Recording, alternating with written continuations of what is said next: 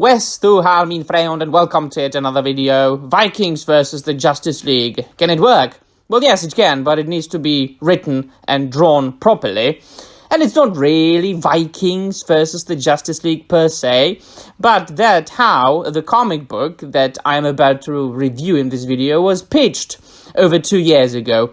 But first, welcome, my dear friends. If you're here for the first time, welcome to the European Lore channel of a humble European fella who likes to rant about fantasy on the internet, a man who has devoted his entire personal and academic life to the greats of the fantasy genre of the 20th century, as well as Old English literature and language. And that is why my channel is from a huge part devoted to defending these great stories from vile creatures and corporations such as Prime Video or the modern publishing houses Marvel and DC.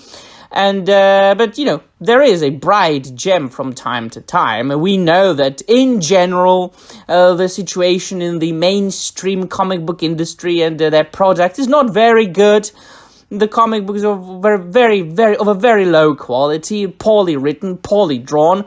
And that is because those publishing houses, they are hiring people who are unskilled, who don't care about the stories, who don't care about the characters, they don't care about keeping the continuity, honoring the characters that have been around for more than 50 decades in many cases, or 5 decades, sorry, in many cases. Yeah, burst puppies, and the entire comic book industry has been taken over by, extremists and feminists and woke people, and the result can be seen. But once again, I have to say that there can be exceptions from the rule, and the Endless Winter, Justice League Endless Winter is one of them.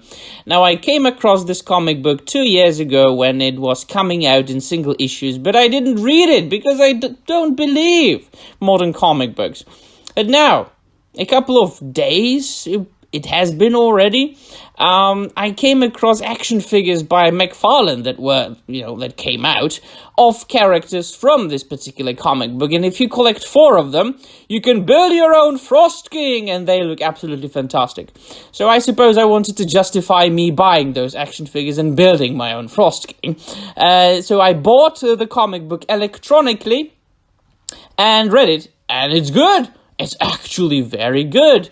Now, it was co-written by Andy Lanning and Ron Mars, and there are a couple of artists that worked on the comic book: Howard Porter, Phil Hester, Jis Marino, Brandon Peterson, and Carmine Di Giandomenico.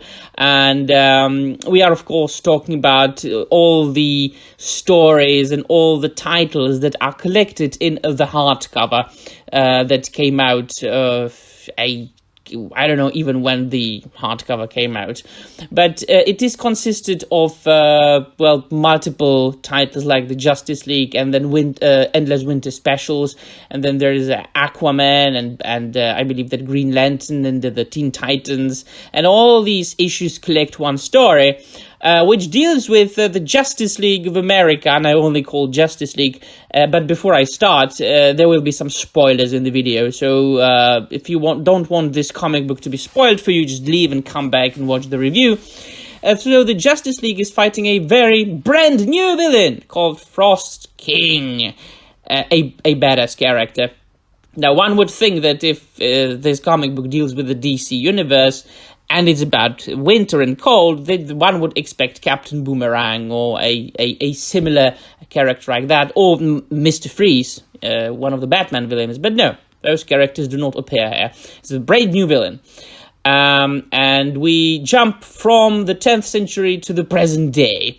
So there are many flashbacks. So it basically deals with a new villain who appears, a Frost King who wants to bring about endless winter across the entire world. Now, we of course know the term Fimbulwinter from the Norse mythology, which basically means something like big winter that of course precedes Ragnarok, the twilight of the gods. And we also know frost giants or ice trolls from Norse mythology, and it very much deals with Norse mythology. The good thing is that it does not deal with any specific myth or any specific character that we would know from the Norse mythology, which means that they can't really mess anything up to a huge extent. And that I like. It's just very Norse mythology-like oriented, without anything specific. Now, as far as the plot goes, we start at about the 10th century AD in Greenland, where there is a village and there is a man called Edward Olafsson, and he's got a son. And he discovers that Edward, is a meta-human, basically a human with superpowers, who can control, cold and freezing things. And he discovers it while saving his son from a polar bear. Now, from the beginning, he uses his powers for good. But then, of course, he loses control over his powers. They become stronger than him, and he causes his entire village to freeze. Yeah, not very good for his neighbors, and they attack him. They want to get rid of him. He fights back, so he fights for his own life. But unfortunately, one of his sons died. So that's not very nice. So he gets so angry that he goes completely bananas, and he, at the time, has to deal with 3 heroes, and that is Queen Hippolyta, Swamp Thing, the Viking Prince, and Black Adam, who try to stop him. Now, in the past, they stop him. I don't want to spoil too much, so I'm not going to tell you how specifically, but let's just say that in 1,000 years, he reappears. He is excavated from a frozen glacier, and he wreaks havoc all over the world. And who is the only superhero team in the DC universe that can stop him? It's Justice League, of course. In this particular incarnation, composed of Batman, Superman, Wonder Woman, Jon Stewart, Green Lantern, Aquaman, and am I forgetting about somebody? Did I mention Flash? And Flash. So you're pretty much your classic Justice League of America, which I, of course, prefer. I've never liked the fact that in many of the incarnations they left Green Lantern out and put, for example, Cyborg on his place. I have always considered Green Lantern to be an inseparable part of the Justice League, whether you are talking about Hal Jordan or, in this case, Jon Stewart. And so they have to fight the Frost King, because it is the man from the 10th century, right? So he became the Frost King. He became the villain. He let his superpowers, his ice superpowers, take control of him so much that it transformed him into this giant icy monster. And the rest of the comic book deals with the Justice League fighting his avatars, ice avatars and minions, and himself all over the planet. Now, this is what I'm going to say about the plot. As I said, I don't want to spoil much. The good thing is about the comic book that the art is very good. Now, except for a couple of tie-in issues, which the art of those tie-in issues is like mediocre. It's okay, but it's not painful for the eye. But the main series, the main story is drawn nicely, very good. It's colored very nicely. And what is also important is that it's written very well. Now, it does not go into any deep lore as far as DC Universe goes. You don't need to have read anything, really.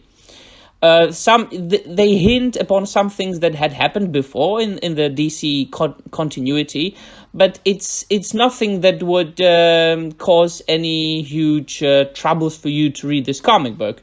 And also, and what is very much important to mention today, There is no socio-political agenda being brought into this comic book. Now, of course, I believe that if somebody was looking for it, somebody would find something, even if they had to say that, oh, this is implied. But no, not really. This is not a woke comic book. This is not... Now, of course, all the characters are prominent there. I'm talking about the protagonists. All the characters, all the members of the Justice League, they get the same amount of pages, the same amount of time. Everybody is equally heroic. Men, women, everybody. So if you consider this to be woke, I think you go too far, But what is also interesting is that Andy Lanning and Ron Mars, I know that Ron Mars can go a little bit cuckoo on social media, but all in all, he's a good writer. So don't look at the writers, what they are saying on social media, on the internet. Look at how they write. So there is the character of Crush, who appears in one of the tie-ins. She's Lobo's daughter. She was introduced a couple of years ago. And of course, Lobo being a 90s character, a macho man, an intergalactic alien bounty hunter, the last Tarnian, one of the most badass 90s characters, a gigantic, muscled, biker-looking guy who smokes cigars all the time, swears and drinks booze, and likes the ladies. He can't be put into a comic book the way he was in the past, today, right?